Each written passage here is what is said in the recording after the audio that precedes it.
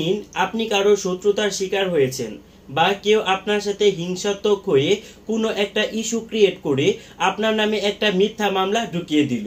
এখন মিথ্যা মামলা আপনার নামে হয়েছে, আপনি এখন কি করবেন? মিথ্যা মামলা হলে কি করবেন জানুন, আপনার আইনি অধিকার কি। আপনি যদি মিথ্যা মামলার শিকার হয়ে থাকেন কখনোই ভয় পাবেন না, জানুন আপনার আইনি অধিকার। আপনারও কিছু আইনি অধিকার আছে। একজন মামলা করে দিয়েছে মানে যে আপনি অপরাধী, বিষয়টা এমন নয়। বাংলাদেশের আইন আপনাকে অবশ্যই সুরক্ষা দিবে। যখন কেউ ইচ্ছাকৃতভাবে মিথ্যা তথ্য, ভুয়া অভিযোগ বা প্রতিহিংসা চরিতার্থ করার উদ্দেশ্যে অন্য কারো বিরুদ্ধে একটি মামলা করে, সেটি মূলত মিথ্যা মামলা হিসেবে ধরা হয়। এটি একটি অপরাধ, কারণ এতে নির্দোষ ব্যক্তির সম্মানহানি হয়, সময় এবং অর্থেরও অপচয় হয়। আইনি ভিত্তি হিসেবে বলেছে বাংলাদেশের দণ্ডবিধি পেনাল কোড 1860 অনুযায়ী মিথ্যা মামলা দায়েরের বিরুদ্ধে কয়েকটি ধারা প্রযোজ্য হতে পারে। ধারা 182 বলেছে, যদি ব্যক্তি সরকারি কর্মচারীকে ভুল তথ্য দেয় যাতে সে আইনানুগ ক্ষমতা ব্যবহার করে অন্য কারো ক্ষতি করে, তবে তার সর্বোচ্চ 6 মাসের জেল এবং জরিমানা অথবা উভয় দণ্ড হতে পারে। ধারা 221 বলেছে, যদি কেউ ইচ্ছাকৃতভাবে মিথ্যা অপরাধের অভিযোগ করে জেনে যে অপরাধটি ঘটেনি তবুও সে অন্য কারো নামে মিথ্যা একটি মামলা করেছে, তাহলে তার সর্বোচ্চ 2 বছর সাধারণ ক্ষেত্রে এবং যদি অভিযোগে মৃত্যুদণ্ড বা যাবজ্জীবন শাস্তিযোগ্য অপরাধ থাকে তবে 7 বছর পর্যন্ত জেল হতে পারে। মিথ্যা মামলা প্রমাণের উপায় কি? যদি মিথ্যা মামলা হয় অবশ্যই আপনি সেটাকে লড়াই হিসাবে নেবেন এবং সেটাকে প্রমাণের চেষ্টা করবেন। ডকুমেন্টারি এভিডেন্সগুলো সংগ্রহ করে নেবেন। প্রমাণপত্র, রসিদ, মোবাইল রেকর্ড বা সিসিটিভি ফুটেজ যদি থাকে আপনি আপনার সংগ্রহে রাখবেন। সাক্ষ্য, নির্ভরযোগ্য একজন বা 2 জন বা 5 জন যে কয়জন আছে সাক্ষীকে উপস্থাপন করবেন।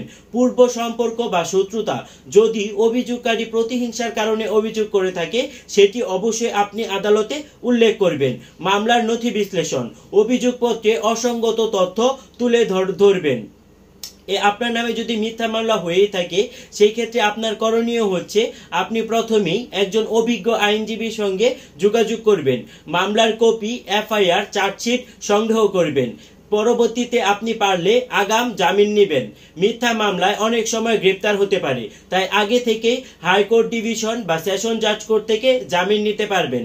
অবশ্যই আপনি পুলিশে গ্রেপ্তার হওয়ার আগে জামিন নিতে হবে।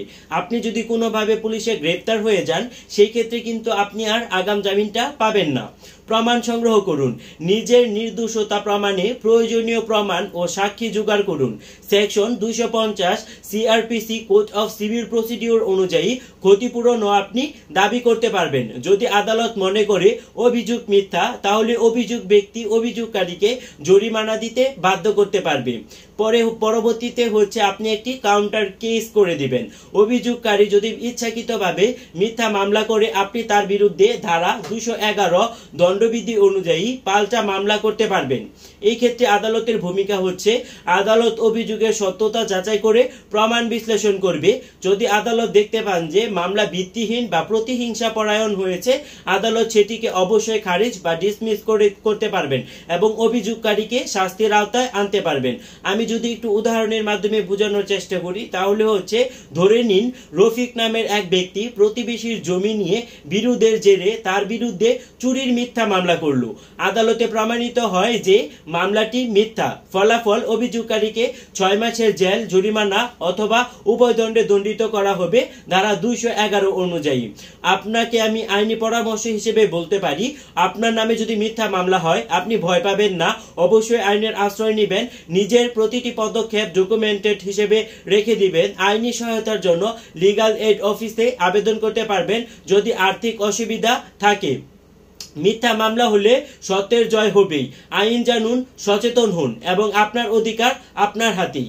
আমার ভিডিওটি আপনাদের কেমন লাগলো সেটি অবশ্যই আপনারা আমাকে কমেন্ট সেকশনে জানাবেন। আর আমার চ্যানেল ল ইনফর্মার বিডিকে সাবস্ক্রাইব করে আমার পাশেই থাকবেন। ধন্যবাদ সবাইকে।